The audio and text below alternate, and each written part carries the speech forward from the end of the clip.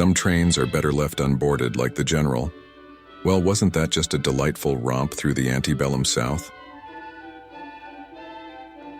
Buster Keaton's The General is about as charming as a Klan rally, though admittedly less overtly racist.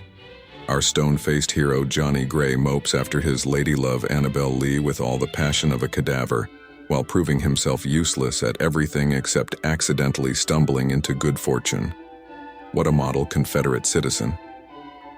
The film bumbles along in dreary pursuit of hijinks that never quite materialize, mistaking tedious monotony for comedic genius. The vaunted locomotive of the title wheezes asthmatically through the film like an arthritic workhorse begging to be put out of its misery. If only someone would derail this train wreck and spare us all. But the real victim here is narrative coherence. The General shrugs off the burdens of plot and character development like so many hobos tossed from a boxcar. Events occur in a vertiginous rush, logic dangling precariously from the caboose. Every sequence stretches plausibility like silly putty, snapping after brief exertion into a formless blob.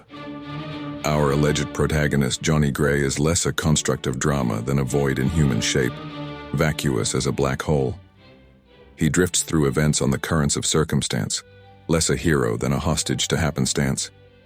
His beloved Annabelle Lee rewards his feats of daring-do by kicking him repeatedly in the emotional crotch, but the sap keeps crawling back for more punishment.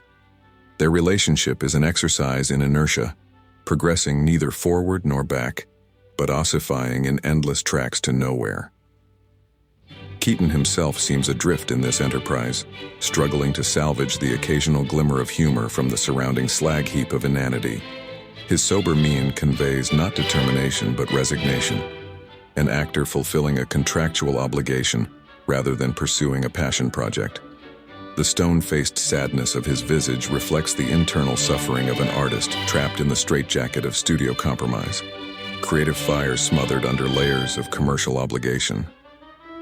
The General's few visual flourishes amount to lipstick on a pig, granting the illusion of beauty to a narrative that remains stubbornly ugly at its core. Skillful cinematography elevates individual scenes, yet the sum remains less than these impressive parts. In the end, we are left with a Frankenstein's monster of cinema, crudely stitched together from the salvaged limbs of better films. It lurches erratically through its paces, galvanized to motion but never truly alive.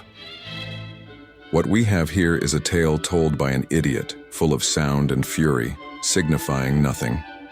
Events cascade toward an inevitable conclusion, but without convincing causality. The General succeeds only when evaluated piecemeal. Any attempt to parse the broader narrative reveals nothing but gnarled threads dangling loose and frayed.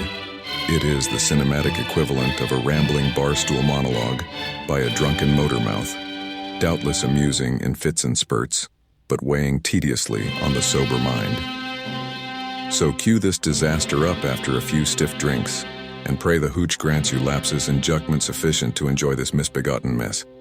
Then immediately purge it from memory, and speak of it no more. We shall never mention these lost runtum minutes again, but instead seal them forever in a boxcar buried deep in the recesses of the subconscious. Some cinematic trains are best left unboarded, lest they transport us on a one-way journey to Regretsville. Next stop, merciful oblivion.